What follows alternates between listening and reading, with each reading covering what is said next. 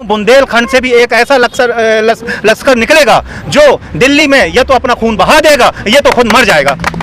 जी, ये भाजपा सरकार की जिस तरीके से ये राजनीति चल रही है, महिलाओं को इंसाफ नहीं मिलता, युवाओं को इंसाफ नहीं मिलता, मुस्लिम को इंसाफ नहीं मिलता, दलितों को इंसाफ नहीं मिलता। इंसाफ अगर नहीं मिलेगा इन बच्चियों को तो ये समझ लो कि इस देश की जो भी बच्ची होगी, ये जो हम जैसे भाई होंगे, अपनी जान की बाजी लगा देंगे और इनको इंसाफ दिलाएंगे। मेरे भाई 35 दिन से ये बहनें यहाँ बैठी थी, अगर पहले आ जाते तो आज ये माइक पे ये नहीं कहा जा रहा होता कि हमारी बहनें कहाँ हैं। वो बहनें फेसबुक से रोज पीसी में रोज पूरे देश से पुकार कर रही थी कि आओ यहाँ पे आओ। ये भाजपा सरकार से पहले भी जो सरकारें थी इस देश में, कांग्रेस सरकार थी, उस समय भी तो बलात्कार और रेपिस्ट के केस होते थे। क्या उस समय ऐसी दृश्य, क्योंकि आपका उम्र काफी ज्यादा है, आपने वो दौर को देखा होगा, क्या उस समय भी ऐसे धरने पे बैठना पड़ता था? भूषण जो है ये कह रहा था कि 15 रुपया का मेडल है, जो ये गोल्ड मेडल जीत के लाई हैं बच्चियां, उनके लिए वो कह रहा था कि 15 रुपया का है। इस मामले को कैसे देखते हैं आप? एक अनपढ़ गवार जाहिल जो कह रहा था, एक आरोपी, एक रेपिस्ट जो कह रहा था कि 15 रुपए के कागज, उस जाहिल गवार को इतना तक नहीं पता कि जिस पे कागज पे वो सांसद बना है वो 5 पैसे का है।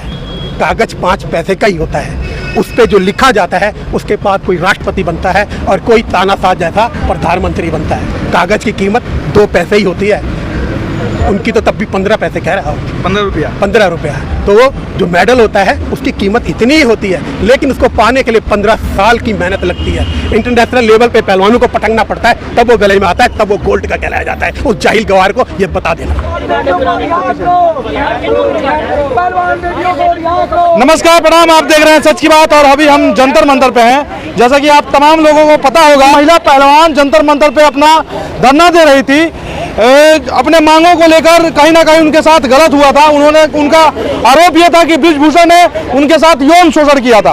अभी बृजभूषण पर कोई कार्रवाई नहीं हुई है और आज 28 मई को जब देश में नए संसद का जो है उद्घाटन होने वाला था, उसी दिन यहाँ बेटियों को पता नहीं कहाँ ले गया है और उसके लिए लोग तमाम मार्चे कर रहे हैं, अपनी बातों को रख रहे हैं, पता करने का प्रयास करेंगे कि क्या पूरा मामला है। मैं बात सबसे पहले कहाँ से आए हैं? मैं बुंदेलखंड से आया हूँ। मेरा नाम सलीम अहमद मजदूर है। मैं वहाँ पर प्रदेश महासचिव हूँ और बुंदेलखंड का प्रभारी भी हूँ। और आज जब कई बार मैं कई महीनों से, 1 महीने से सुन रहा हूँ, इससे पहले भी ये महिलाएं बैठी हुई थी, ये पहलवान बैठी हुई थी इंसाफ पाने के लिए, लेकिन एक बार मोदी जी ने झूठे आश्वासन देकर ये अनशन को तोड़वा दिया था। इस बार फिर 1 महीने से यहाँ पर बैठी हुई हैं महिलाएं, हमारी बैठी हुई हैं, लेकिन इनको कोई इंसाफ नहीं मिल पा रहा। तो इसके लिए मैं यहाँ पर आज पता करने आया हूँ कि यहाँ पर कैसा क्या इंतजाम चल रहा है, मुझे क्या करना चाहिए। अभी तो अंदर किसी को नहीं देने जा रहे हैं प्रशासन, और कह रहे हैं कि बेटियां जो है अपने घर चली गई, पता नहीं कहाँ चली गई। वो झूठों की पार्टी है। ये सिर्फ मुद्दे को गुमराह करने का काम करते हैं। ये सिर्फ किसी मुद्दे को किसी से, कहीं आपको हरियाणा वाला बता देंगे, कहीं यूपी वाला बता देंगे, कहीं आपको बिहार वाला बता देंगे। तो इस तरीके से तानाशाही ये शासन कर रहा है, इस तरीके से तानाशाही मोदी सरकार कर रही है कि कोई भी इंसाफ के लिए जब बैठता है तो वो मुद्दे को भटकाने के लिए कई और मुद्दे पैदा कर देते हैं। और हम आपको बता दें, अगर इन बेटियों को इंसाफ नहीं मिला तो मैं आपको बता रहा हूं, बुंदेलखंड से भी एक ऐसा लश्कर निकलेगा जो दिल्ली में या तो अपना खून बहा देगा या तो खुद मर जाएगा। जी, ये भाजपा सरकार की जिस तरीके से ये राजनीति चल रही है, महिलाओं को इंसाफ नहीं मिलता, युवाओं को इंसाफ नहीं मिलता, मुस्लिम को इंसाफ नहीं मिलता, दलितों को इंसाफ नहीं मिलता।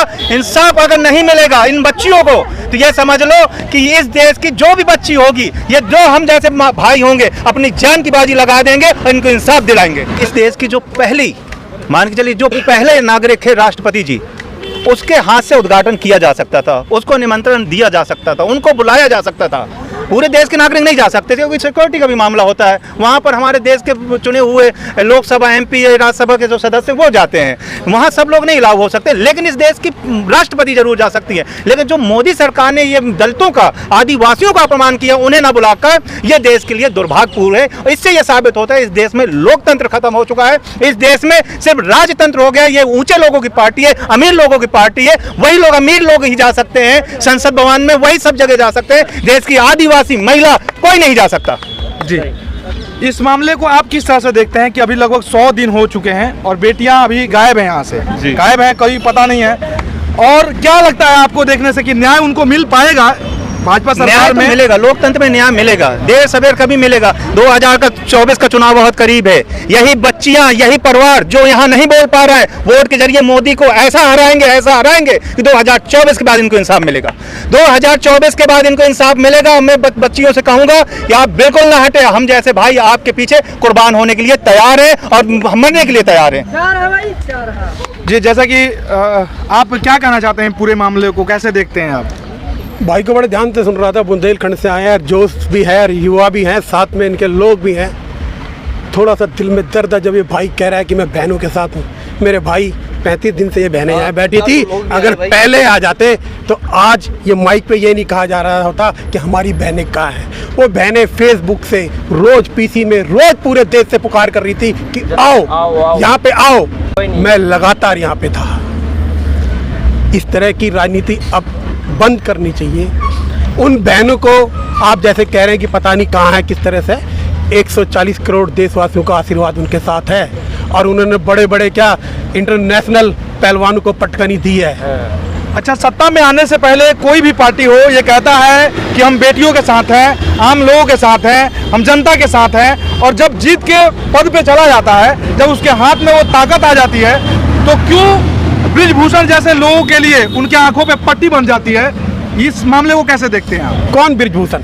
आरोपी बृजभूषण। कौन बृजभूषण? उसके नाम से पहले रेपिस्ट लगाइए। ये बृजभूषण जो है ये कह रहा था कि 15 रुपये का मेडल है, जो ये गोल्ड मेडल जीत के लाई हैं बच्चियां, उनके लिए वो कह रहा था कि 15 रुपये का है। इस मामले को कैसे देखते हैं आप? एक अनपढ़ गवार जाहिल जो कह रहा था, एक आरोपी, एक रेपिस्ट जो कह रहा था कि 15 रुपये के कागज, उस जाहिल गवार को इतना तक नहीं पता कि जिस पे कागज पे वो सांसद बना है वो 5 पैसे का है।